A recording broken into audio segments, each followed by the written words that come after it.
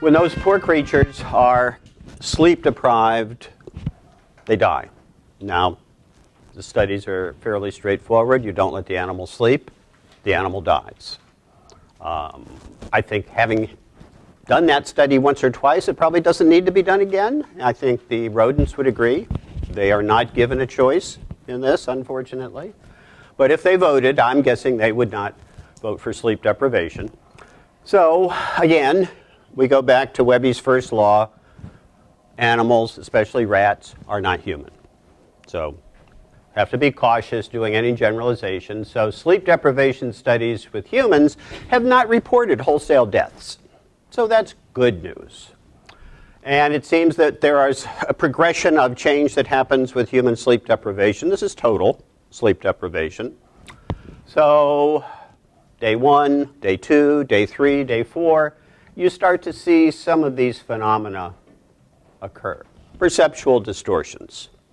Things don't look right. Hallucinations. You see things that aren't there. Inability to concentrate, yeah. All those things are true. Grumpiness, yes. Death, thankfully not in any of the studies that are reported in our book or in other books. I'm not saying that those studies haven't been done in fascist and totalitarian countries. I know they have been. I think it's best that whatever data were collected by those rogue scientists disappear forever. We don't want them. But perceptual distortions and hallucinations, that's interesting. So can you think of a mental disorder that is frequently accompanied by hallucinations? Schizophrenia. So does that mean that when you're deprived of sleep you go psychotic? Probably not. What we typically hear is that when a hallucination occurs as part of sleep deprivation, the person is aware that this really isn't happening. I'm not seeing what I'm seeing.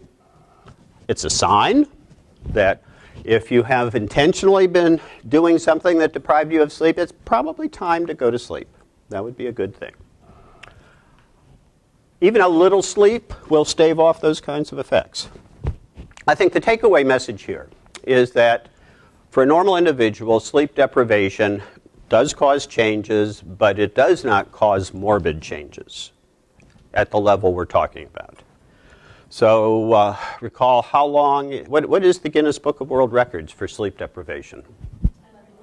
11 days. Okay, so almost 11 days. Randy Gardner, then a teenager in Colorado. Now, like some of us, old, but he was still a functioning individual after 10 days. And then he went to sleep.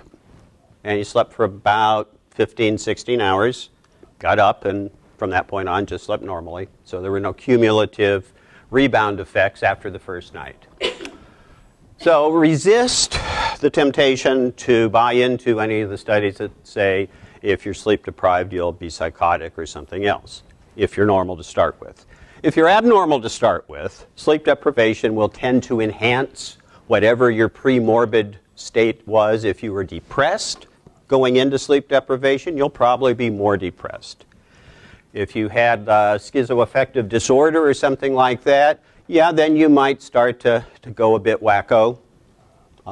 There was a case many years ago of a disc jockey in New York City who participated in a promotion where he was supposed to stay awake in a car that was stacked on top of other cars and stuff like that.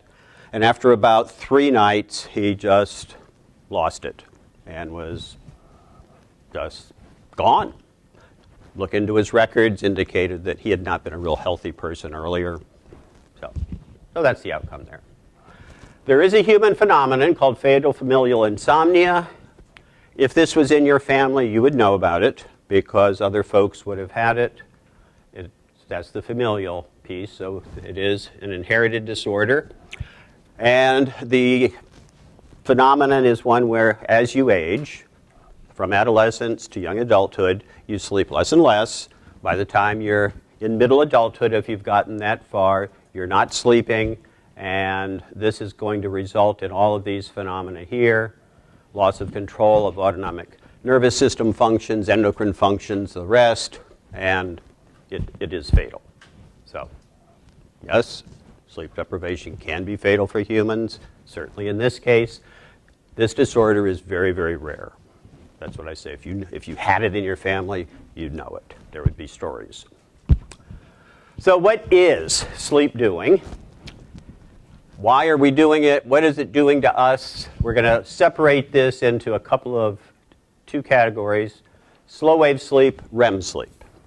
So slow wave sleep is just that. That's sleep that is predominantly delta wave sleep.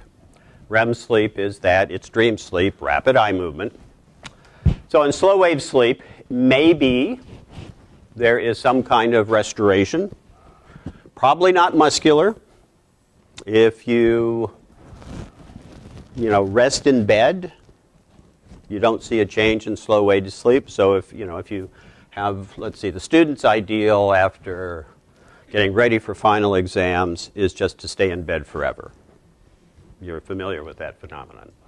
Well, your muscles get plenty of rest, but there's no change in slow wave sleep patterns. Those remain the same. So we would say that muscular exertion is probably not going to do too much to increase or decrease slow wave sleep. On the other hand, exercise that produces increases in body temperature has been shown to cause an increase in slow wave sleep. So doing that. Mental activity, again, you are in the optimum environment for mental activity. It really doesn't get much higher than being a student in a graduate program. Does that have an effect on slow wave sleep? Yeah, the studies are pretty clear on that. There will be an increase in slow wave sleep after hours of mental exertion. So that's our first clue. Slow wave sleep, mental exertion. There's something going on there that needs further study. We'll look at that by and by. But here, just on the surface, what about REM sleep? Well, when you're in REM sleep, shallow, easily awakened. You incorporate stimuli from your environment into your dreams. So at the very least, there is some level of vigilance. Now, your eyes aren't open. You're not scanning your environment. But the senses are working. You can see activity in the cortex that serve those senses. The vigilance then is there, and that presumably is part of the overall evolutionary progression of how sleep developed in humans. Rising up to REM sleep makes you in touch with your environment, making you ready to respond when you wake up, versus slow wave sleep where you're confused, you're groggy, easy target for almost anything that would like to eat you or get you. Consolidation of learning and memory happens in REM sleep. I should have had that also up here with slow wave sleep because it happens in both. We'll talk about that at some length. There may be species-typical reprogramming. That means some of the behaviors that we come equipped with as humans, so these genetically programmed activities, some of those may be reprogrammed as our behavior in the environment changes and as we learn new ways of doing things. This is more likely to happen in animals than humans, but it seems to happen in humans. Facilitation of brain development is supported by the notion that infants sleep a lot. 18 to 20 hours of REM sleep is typical with infants. And, you'd say, well, are they dreaming? What would you normally do if you were interested to know if somebody was dreaming?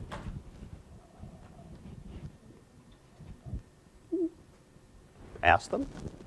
It's hard to ask infants. So the other response I heard, look at them, is the right response. Also monitor them with hopefully not too invasive an EEG. And you'll see they're in dream sleep. You'll see some rapid eye movements, but not as many rapid eye movements as you might see with an adult because the visual system hasn't developed sufficiently. Remember, myelination is complete with the primary systems at birth, but secondary and associative visual systems and other sensory systems have yet to develop myelinated axons. So the axons are there, myelin's not yet present, so you don't get good communication. But we do know they spend more time in REM sleep, and so the thought is that's supportive of continued brain development. And then the evolutionary piece here, REM sleep may be an antidote for slow wave sleep. So in slow wave sleep, we're down cognitively and mentally, and we're not ready to do anything. In a sense, it's toxic to effective behavior. REM sleep fixes that. So those are all possibilities. I said I'd expand on sleep and learning, and here we are. So sleep does help in the creation of new memory. So the learning and memory phenomenon is present. REM sleep and slow wave sleep work differently. REM sleep facilitates the consolidation of non-declarative memory, whereas slow wave sleep facilitates the consolidation of declarative memory. And the difference, of course, declarative memory includes semantic recall, so meaning of something. Declarative memory typically involves autobiographical memory or episodic memory, so what's happened to you. Whereas non-declarative memory might be something like motor learning, perceptual learning, emotional learning. That will be consolidated in REM sleep. So both of those appear to be true.